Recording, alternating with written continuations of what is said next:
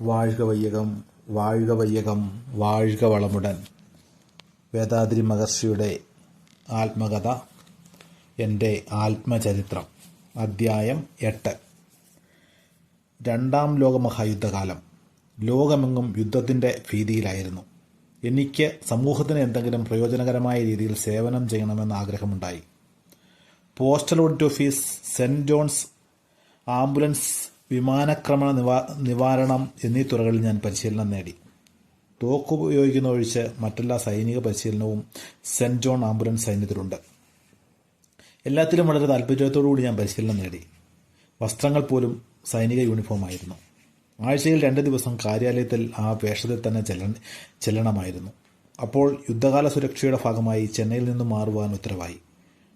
Post audit office കോയമ്പത്തൂരിലേക്ക് മാറ്റി. എനിക്ക് ഉടൻ തന്നെ അവിടേക്ക് പോകുവാൻ സാധിക്കാത്തതിനാൽ 6 മാസത്തേക്ക് ഞാൻ അവധിയെടുത്തു. അപ്പോൾ ലുങ്ക് വ്യാപാരം കയറ്റുമതി നിർത്തിയത് മൂലം അല്പം മന്ദഗതിയിലായിരുന്നു. തുണി വ്യാപാരം മാത്രം അല്പം മെച്ചമായിരുന്നു. അവധിയും കഴിഞ്ഞു. വീണ്ടും അവധി നീട്ടുവാൻ സാധിക്കാത്തതിനാൽ ഞാൻ മാത്രം കോയമ്പത്തൂരിലേക്ക് പോയി ജോലിയിൽ പ്രവേശിച്ചു. ഹോട്ടലിൽ ഭക്ഷണം, കാര്യാലയത്തിൽ തന്നെ കിടപ്പ്. ഇപ്രകാരം 2 മാസം കഴിഞ്ഞു. എനിക്ക് ഹോട്ടൽ ഭക്ഷണം യോജിക്കാതെ ശരീരം ക്ഷീണിച്ചു. എൻ്റെ ഭാര്യയ്ക്ക് എൻ്റെ അവസ്ഥയെക്കുറിച്ച് ഞാൻ എഴുതി. അങ്ങ് വന്നാൽ ഞാനും ഒപ്പം വരാം എന്നവൾ മറുപടി എഴുതി. എവിടെയെങ്കിലും ഒരു വീട് താമസിക്കുവാനായി ഏർപ്പാട് ചെയ്ത് ഉടനെ വരുവാൻ അവൾ പറഞ്ഞു. അപ്രകാരം കോവൈ കോട്ടയമിട്ട് തെരുവിൽ ഒരു മുറി വാടകയ്ക്ക് പറഞ്ഞു വച്ചിട്ട് 3 ദിവസം ലീവിൽ ഗുഡുവാഞ്ചേരിക്ക് ഞാൻ പോയി. തുണിക്കട എൻ്റെ സഹോദരൻ ശരിയായ രീതിയിൽ പരിപാലിച്ചില്ല. മൂലധനം വളരെ കുറഞ്ഞു പോയിരുന്നു. അതിനെ അവിടെ നിന്ന് അല്പം ശരിയാക്കിയിട്ട് എൻ്റെ ഭാര്യയോടൊപ്പം ഞാൻ കോവയ്ക്ക് തിരിച്ചുപോയി. അവിടെ ചില മാസങ്ങളെ താമസിച്ചുള്ളൂ. 2ാം വിവാഹത്തെക്കുറിച്ചുള്ള പദ്ധതികൾ അവിടെ വച്ച് തന്നെ ഞങ്ങൾ തീരുമാനിച്ചു. എൻ്റെ അമ്മയ്ക്ക് ഞങ്ങളെ വിട്ട് പിരിഞ്ഞിരിക്കാൻ കഴിഞ്ഞില്ല. വീണ്ടും അവധിയെടുത്തുകൊണ്ട് ഗുഡുവാഞ്ചേരിക്ക് ഞാൻ തിരികെ വന്നു. 11 മാസം ഞാൻ അവധിയിലായിരുന്നു. ഇതിനുള്ളിൽ കാര്യാലയം വീണ്ടും ചെന്നൈക്ക് മാറ്റുവാൻ ഉത്തരവായി. ആ സമയം ഞാൻ ജോലിയിൽ തിരികെ പ്രവേശിച്ചു. കാര്യാലയം ചെന്നൈയിലേക്ക് മാറ്റി. കോവയിൽ ഞങ്ങളും ഗുഡുവാഞ്ചേരിയിൽ എൻ്റെ അമ്മയോടൊപ്പം മറ്റുള്ളവരുമായി കുടുംബം വേർവിട്ടിരുന്നപ്പോൾ എനിക്കത് വളരെ ദുഃഖകരമായിരുന്നു. നന്നായിരുന്ന സാമ്പത്തിക ഭദ്രത അല്പം മോശമായി. കാര്യാലയം ചെന്നൈയിലേക്ക് മാറ്റിയപ്പോൾ ആ വലിയ ബുദ്ധിമുട്ട് നീങ്ങി. ഗുഡുവാഞ്ചേരിക്ക് വന്നയുടൻ 2ാം വിവാഹത്തിനായ ഏർപ്പാടുകൾ ഞാൻ ചെയ്തു. എനിക്ക് അപ്പോൾ വയസ്സ് 32. ആദ്യ വിവാഹം കഴിഞ്ഞ് 10 വർഷം തികഞ്ഞില്ല. വിവാഹത്തിന് ഞങ്ങൾ ഉടമ്പടികൾ പറഞ്ഞുറപ്പിച്ചു. അതുവരെ എൻ്റെ ഭാര്യയുടെ പിതാവിൻ്റെ സമ്മതം വാങ്ങിച്ചില്ല.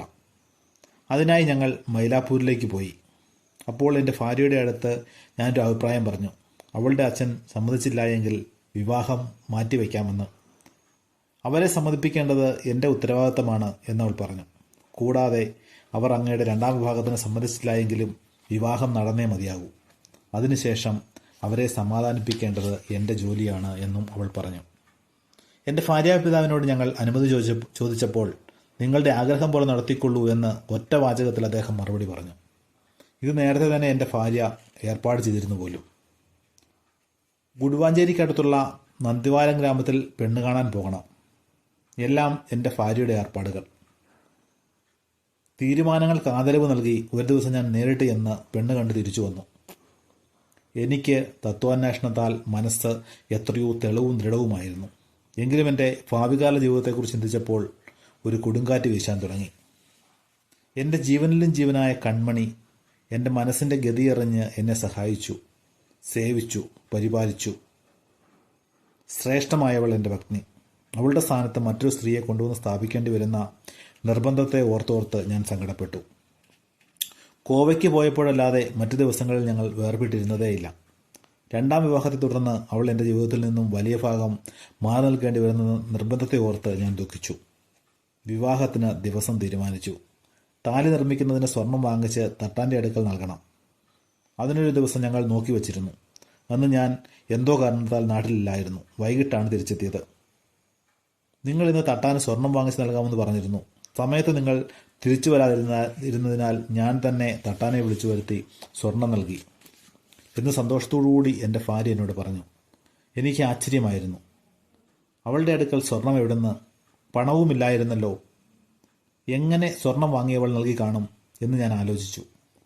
ഉടൻ തന്നെ അവൾ സ്വർണം എവിടുന്നാണെന്ന് ആലോചിക്കുകയാണോ? എൻ്റെ വളകളാണ്, 2 ഊരി ഞാൻ കൊടുത്തു എന്നവൾ പറഞ്ഞു. അവളുടെ കൈകളിൽ ഞാൻ നോക്കി.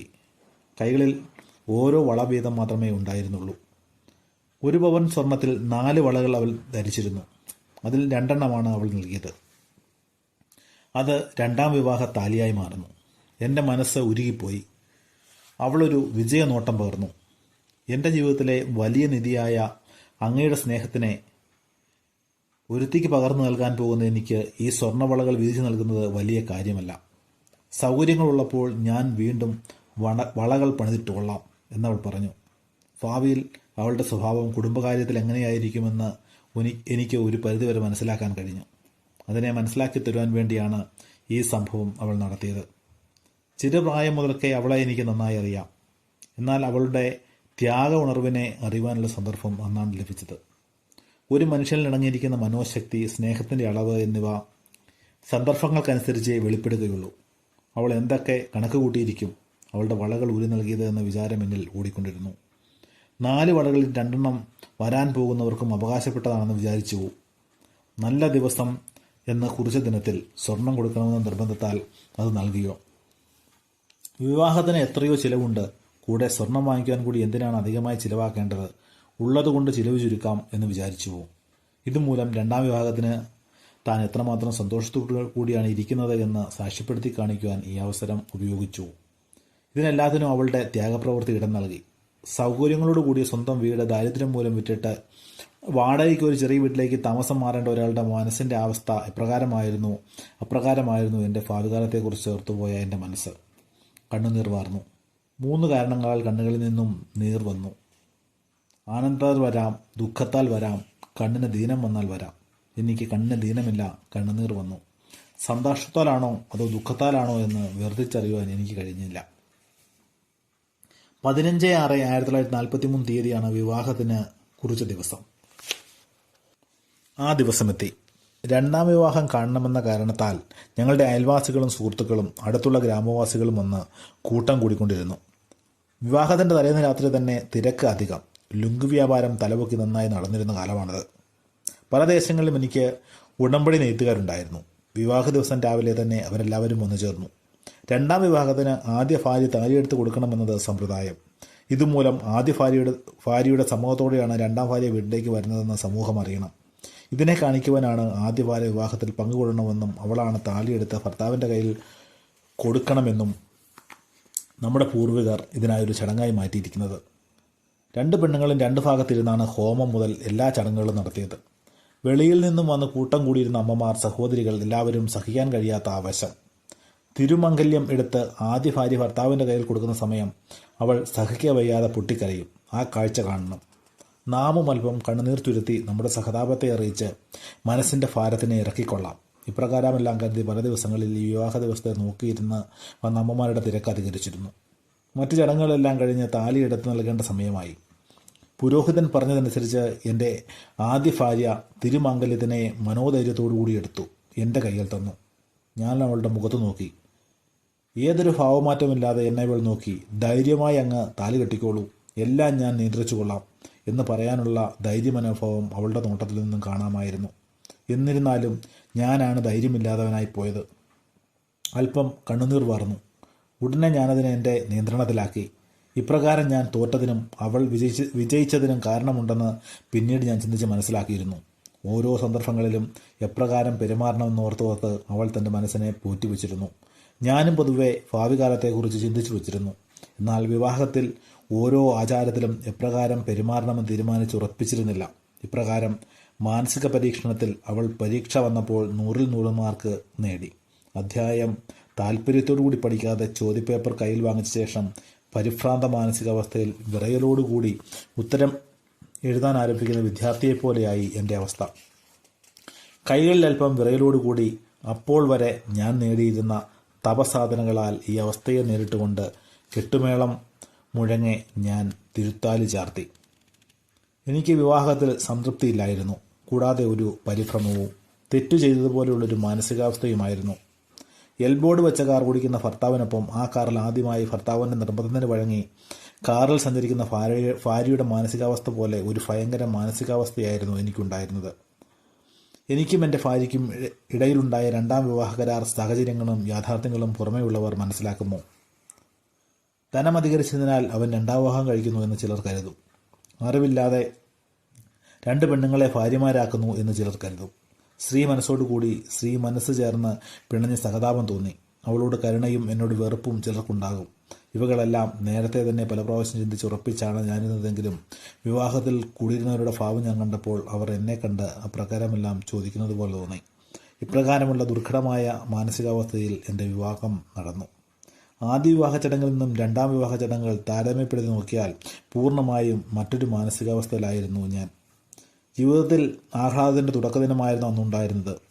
ജീവിത സുഖങ്ങളെ വിട്ട് ദുഃഖത്തെ ഉൾക്കൊള്ളുന്ന തുടക്കനാളായി രണ്ടാം വിവാഹ ദിവസം. ആദ്യത്തേത് കണ്ട നാടകമായിരുന്നതിനാൽ അടുത്ത വരാൻ പോകുന്ന കാഴ്ചകളും കഥാപാത്രങ്ങളുടെ മനോഭാവവും ഇങ്ങനെയായിരിക്കുമെന്ന് ഭാവന ചെയ്യാം. ഇതുവരെ കണ്ടിട്ടില്ലാത്ത അതിൻ്റെ കഥാസാരം അറിയാത്ത നാടകമാണ് എൻ്റെ രണ്ടാം വിവാഹം. താലി കിട്ടുന്ന ദൃശ്യത്തിൽ നായകൻ വികാരങ്ങൾ ഇപ്രകാരമേ ആകൂ, അവ നേരിൽ കാണണം എന്ന് പലതരത്തിലുള്ള ചിന്തകളോടി വന്ന അമ്മമാർക്ക് നിരാശയായിപ്പോയി എന്ന് വേണം പറയാൻ.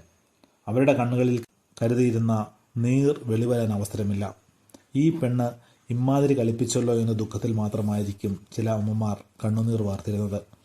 എങ്ങനെയോ രണ്ടാം വിവാഹം എന്ന രംഗം എൻ്റെ ജീവിതമെന്ന നാടകത്തിൽ നിന്നും അരങ്ങൊഴിഞ്ഞു. മുറ്റത്ത് വലിയ പന്തലിട്ടിരുന്നുവെങ്കിലും സ്ഥലം മതിയായില്ല. അത്രയും പേർക്കും ഭക്ഷണം നൽകണം. പന്തി ഒന്നിന് 200 പേർക്കിരിക്കാം. ഉച്ചയ്ക്ക് 1 മണിക്ക് ആരംഭിച്ച സദ്യ വൈകിട്ട് 4 മണിയായിട്ടും കഴിഞ്ഞില്ല. സദ്യ വിളമ്പുന്നതിൽ ഞാനും എൻ്റെ ലക്ഷ്യഭാര്യ ലോകമ്പാളും നേരിട്ട് പങ്കുചേർന്നു. ഞങ്ങളുടെ പരിശ്രമങ്ങൾ ഒത്തുചേർന്ന് കഴിഞ്ഞു. അങ്ങനെ വിവാഹം കഴിഞ്ഞു. എൻ്റെ രണ്ടാം ഭാര്യയുടെ പേര് കണ്ണമ്മ. വിവാഹത്തിന് മുമ്പ് തന്നെ അവളുടെ പേര് ഞങ്ങൾ മാറ്റി. അവൾക്ക് ലക്ഷ്മി എന്ന പേര് ഞങ്ങൾ നൽകി.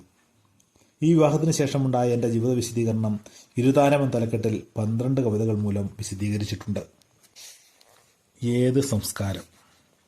നീതി മറക്കാതെ ജനങ്ങളധ്വാനിച്ച് കഴിച്ച് നിത്യ ആനന്ദത്തിൽ വിശദീകരണം നേടി ആദ്യനില അറിവുനിലയുണർന്ന സ്നേഹത്താൽ ആത്മീയ ആദർശത്തിൽ പുലർജീവിച്ച നാട്ടിൽ ജാതി, മൊഴി, നാട്, മോഹം ഇവകൾ മൂലം തങ്ങളെ തന്നെ ലോകജനതയിൽ നിന്നും ഭേദിച്ച് വേർതിരിച്ച് തിരിച്ചു കാണുന്ന വിത്ത് ഒരു കളങ്കമല്ലേ അറിയൂ.